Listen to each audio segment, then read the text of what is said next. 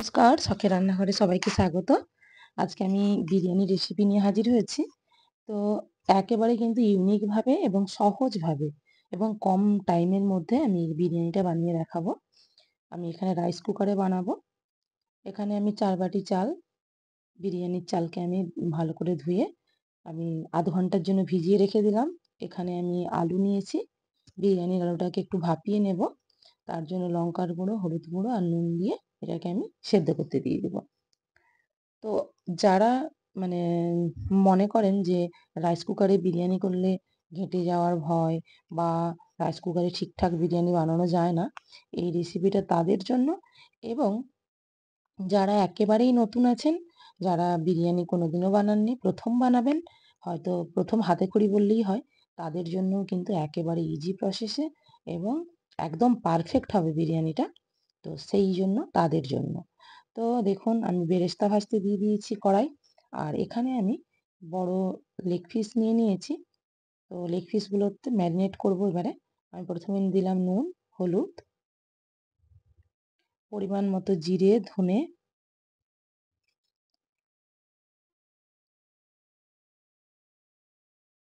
এখানে আমি পরিমাণ মতোই দিচ্ছি। ১.৫-২ চামচ করেই প্রত্যেকটা জিনিস দেওয়া আছে। ধনেটা একটু বেশি, জিরেটা একটু কম দেওয়া আছে। আর দিয়ে দিলাম লাল লঙ্কার গুঁড়ো। আর দিয়ে দেবো এখানে ফেটিয়ে রাখা টক দই।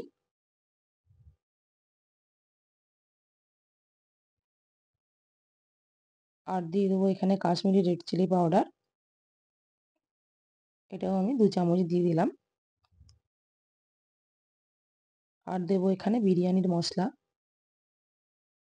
বিরিয়ানির মশলা আমি বাড়িতে বানাই, বাড়িতে রেডি করে, আর কেনাও বানাই।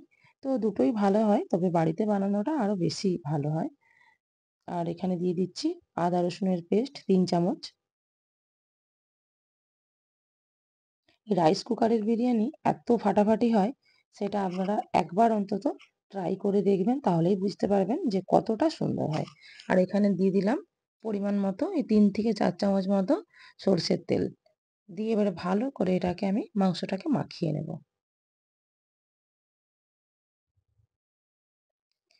অবশ্যই কিন্তু ভালো করে মাখাতে হবে, কারণ নুন, টক দই প্রত্যেকটা মশলা যেন মাংসের গায়ে যেন লেগে থাকে। তো কিছুক্ষণ আমি রেখে দিয়েছিলাম। তারপরে এখানে আমি দিয়ে দিলাম গোলাপ জল আর কেওড়ার জল।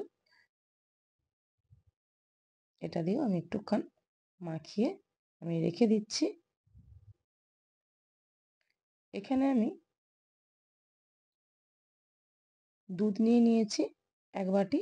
আর কেশরটাকে দিয়ে দিচ্ছি ভেজাতে, যাতে এটা কিন্তু দুধটা কিন্তু একেবারে কিন্তু মানে ঠান্ডা দুধ না, একটু সামান্য উষ্ণ এবং আঙুল দেওয়া যাচ্ছে, দেখতে পাচ্ছেন, হাতে রাখতে পারছি সেইভাবেই একটু উষ্ণ গরম আছে, সেই অবস্থাতে আমি দিয়ে দিলাম কেশরটা, ভিজিয়ে রেখে দিলাম। আর এখানে আমার বেরেস্তা দেখুন একটা ব্যাচ ভাজা হয়ে গেছে। এটা আমি ভেজে তুলে রেখে দিচ্ছি। একদিকে আমি বেরেস্তা ভাজতে দিয়ে আমি ম্যারিনেট করতে দিয়েছিলাম, যাতে ইজি হয়ে যায় চটপট করে সবকিছুই। এদিকে আমার বেরেস্তাটা দেখুন একেবারে সোনালী কালারের পারফেক্ট বেরেস্তা হয়েছে। খুব সুন্দর। আমি এর আগেও কিন্তু আমি বিরিয়ানি রেসিপি দিয়েছি। কিন্তু এত ইজি এবং শর্ট টাইমের মধ্যে বিরিয়ানি আপনারা না করলে বুঝতে পারবেন না। তো আমার বাড়িতে ছিলই রাইস কুকার। তো আমি ভাবলাম বন্ধুদের সঙ্গে শেয়ার করি কিভাবে রাইস কুকারেও চটজলদি এবং খুব সহজে যারা নতুন মানে ইজি করতে পারবে। তো সেই হিসাবেই আমি ভাবলাম এই ভিডিওটা আমার শেয়ার করা দরকার। তো দেখুন চালটা যে ভিজাতে দিয়েছিলাম আধ ঘন্টা পরে আমি ছেঁকে রেখে দিলাম। আর ওইদিকে আমি বেরেস্তা কিন্তু আরেকটা ব্যাচ বসিয়ে দিয়েছি। এখানে আলুটাও একদম সেদ্ধ হয়ে গেছে। বেরেস্তা এবারে আমি নামিয়ে নেব। দেখুন বেরেস্তা কিন্তু একেবারে পারফেক্ট। বেরেস্তা কিন্তু একেবারে কালচে ভাব করা যাবে না। লালচে বা সোনালি হয়ে গেলে কিন্তু তুলে নিতে হবে। তাহলে এর যে মিষ্টি স্বাদ সেটাও থাকবে। এবং দেখুন কতটা ঝরঝরে হয়েছে। একদম একটা, একটা করে আলাদা, আলাদা দেখুন কোনো কিন্তু লেগে যাচ্ছে না। মানে নেতিয়ে নেই। পুরো কিন্তু ঝরঝরে হয়ে গেছে। বেরেস্তার যে তেল ছিল তাতেই আমি আলুগুলোকে ভেজে নেব। আলুগুলো যেহেতু আগে থেকেই সেদ্ধ করা আছে, তো আলুগুলো ভাজতে টাইম লাগবে না। আ তাড়াতাড়ি ভাজা হয়ে যাবে। দেখুন আমার ভেজে নিয়েছি আলুগুলো। আলুগুলো আমি তেল থেকে তুলে রেখে দিচ্ছি। সবগুলোই আমার ভাজা হয়ে গেছে। আলু ভাজার পরেও কিন্তু কড়াইতে তেল ছিল, তাতে আমি স্বাদ মানে পরিমাণ মতো দিয়ে দিলাম সরষের তেল, আর দিয়ে দিলাম গোটা গরম মশলা, জয়িত্রী, এলাচ, লবঙ্গ, দারুচিনি। তো দিয়ে দিলাম ফোড়ন। দেখুন কি সুন্দর একটা স্মেল মানে গন্ধ পাওয়া যাচ্ছে। এই অবস্থাতে আমি ম্যারিনেট করে রাখা চিকেনটাকে দিয়ে দেব। আমি যেভাবে মানে এটা তো এই প্রসেসটা তো প্রত্যেকের জন্যই একই, কিন্তু এর পরের যে মেন যে প্রসেস, সেটার জন্য কিন্তু আপনাদেরকে অপেক্ষা করতেই হবে দেখার জন্য। তো দেখুন পেঁয়াজটা আমি বেরেস্তা যে করে রেখেছিলাম সেটাই আমি দিলাম। পেঁয়াজ কিন্তু আলাদা তেলে আমি ভাজিনি। এটা এইভাবে যদি বেরেস্তার পেঁয়াজ দিয়ে যদি চিকেনটা রান্না করা যায়, এই যে চিকেনটা লেগ পিসগুলো, বিরিয়ানির যে চিকেন, সেটা কিন্তু খুব সুন্দর হয়। টেস্ট কিন্তু আরো বেড়ে যায়। তো আমি ওই জন্যই বেরেস্তা দিয়েই বানালাম চিকেনটা। চিকেনটাও কিন্তু আমার হয়ে এসছে, রেডি আমার চিকেন একেবারেই। তো আমি রেখে দিলাম সাইডে। এইবারে দেখুন আমি আমার রাইস কুকারটা দেখাচ্ছি। আমারটা একেবারে স্টেনলেস স্টিলের রাইস কুকার। রাইস কুকারটার উপরে আমি যে ডেকচিটা আছে, তাতে কিন্তু আমার যে চিকেনটা আমি রেডি করে রেখেছিলাম, সেটা কিন্তু আমি এবারে দিয়ে দিচ্ছি। এখানে একটা কথা বলে রাখি, এখানে কিন্তু চাল সেদ্ধ করে রাখার কোনো ব্যাপার নেই।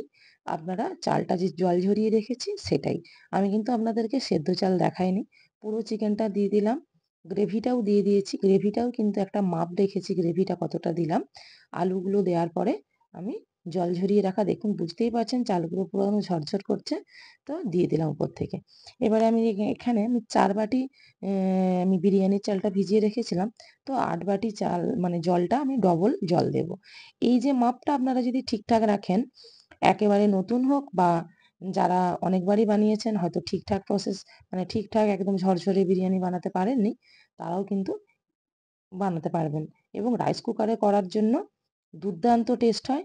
আর এতে কিন্তু মানে কি বলুন তো, মানে সেদ্ধটা তো খুব সুন্দর হয়, একইভাবে স্টিমে সেদ্ধ হয়, তার জন্য কিন্তু খুব পারফেক্ট হয়। কথা বলতে বলতে দেখুন জলটা আমি দিয়ে দিয়েছি, কিন্তু জলের মাপটা অবশ্যই কিন্তু ঠিকঠাক রাখতে হবে।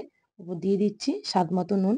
যেহেতু বিরিয়ানির চালটা আমি সেদ্ধ করিনি, সেদ্ধর সময় নুন দেওয়া থাকলে এখন দেওয়ার দরকার হতো না। তো এখন আমি দিয়ে দিলাম নুনটা, আর ওপর থেকে দিয়ে দিচ্ছি একটু বিরিয়ানির মশলা। বিরিয়ানির মশলা কিন্তু আমি পরেও আবার ব্যবহার করব। তো এটা যেহেতু আমি রাইস কুকারে বানাচ্ছি, রাইস কুকারের সাইডে একটু ফুটো আছে, আমি এটা একটু আটা মাখিয়ে দিয়ে দিয়েছিলাম। আমি কিন্তু মাঝে নেড়েছি। তো যেহেতু রাইস কুকারে বানাচ্ছি, অবশ্যই নাড়ানাড়ি করতেই হবে। মাঝে মাঝে কিন্তু এটা খুলতেই হবে ঢাকাটা। তো এই অবস্থায় দিয়ে দিচ্ছি ঘি। এখানে আমি 3 চামচ মতো ঘি ব্যবহার করলাম। জলটার মাপটা কিন্তু দুধ, যে গ্রেভি, মাংসের সবকিছু মিলিয়েই কিন্তু করতে হবে এটা। এখানে আমি আরেকটু দিয়ে দিচ্ছি বিরিয়ানির মশলা, দিয়ে দিচ্ছি কেওড়ার জল, গোলাপ জল,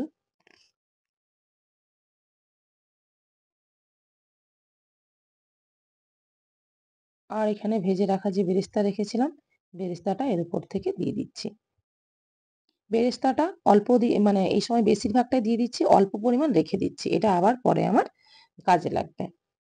তো এখন আমি আবার এটাকে ঢাকা চাপা দিয়ে দেবো। প্রায় দমে দিচ্ছি, 5-7 মিনিট করে দিচ্ছি। আবার এর যা যা করণীয় মানে দেখাচ্ছি, সেগুলো আমি করছি মাঝে মাঝে। তো যেহেতু রাইস কুকারে করছি, এটা আমাদেরকে করতেই হবে। এখানে দেখুন আমি যে খুন্তিটা লাগাচ্ছি, এটা দেখতেই পাচ্ছেন চালগুলো কতটা ঝরঝরে আছে, একদম পারফেক্ট।